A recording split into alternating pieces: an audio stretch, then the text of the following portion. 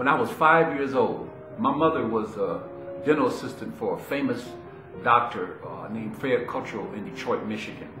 And all the Motown used to go through there. David Ruffin and The Miracles and Tammy Terrell.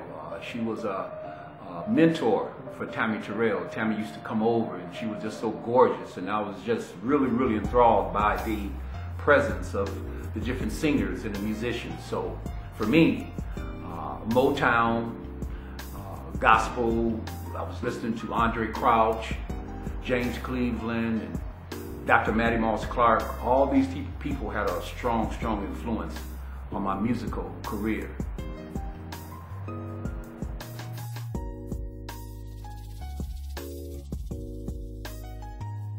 Well, no question about living in Detroit, it was definitely Motown, James Brown. My mother participated in a lot of different musical activities.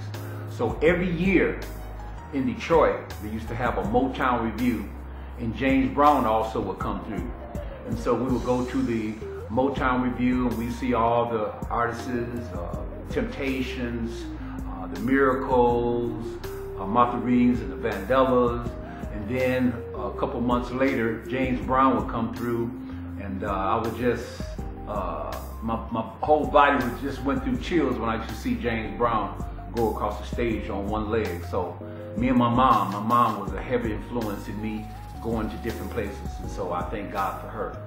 But my mom, my grandmother was a heavy influence, and Motown was a heavy influence for my musical experience.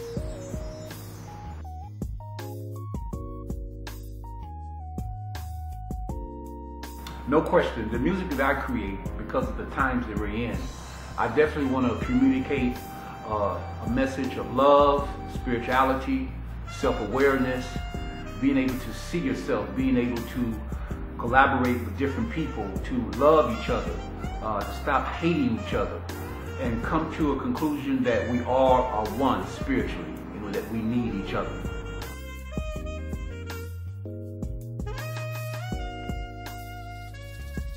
I would like it to be said that the music that I presented and the music that was heard and from my soul and from my heart uplifted people, made people think, made people come together, make people pray and meditate and know that there's a God, know that we have to come together, know that in this time and age it's about being one, know that the only difference that we have is imaginary and it's illusion, and that we all are one spirit with one cause.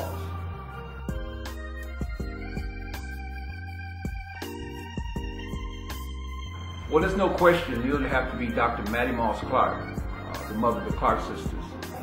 I grew up with the Clark sisters, Twinkie and Dorinda and Karen.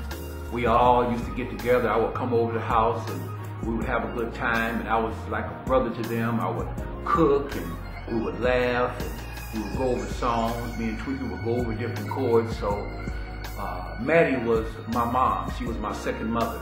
She was a mentor for me spiritually and emotionally, and I love her so. So I would have to say that the most prominent person in my life musically, from a personal standpoint, would be Dr. Mattie Moss Clark.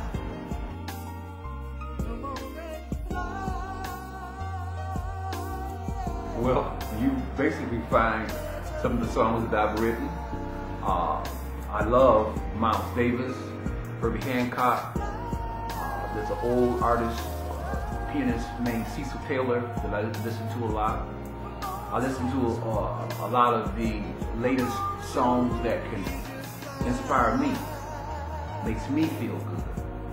So basically, I kind of gave you an idea. You know, I like a lot of jazz, blues, like B.B. King.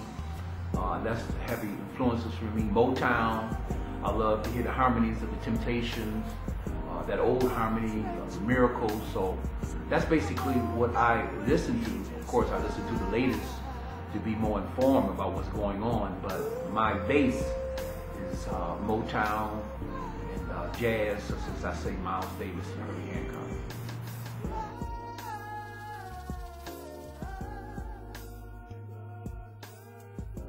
Well, there's a sister I was working with.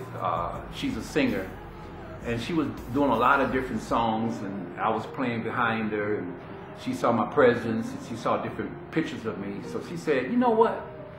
Satin would be a good name for you. I said, girl, you tripping. She said, no, you should use that as a stage name, Satin, because you're smooth. I said, okay. And so that's how the name Satin came to me. I didn't choose that for myself.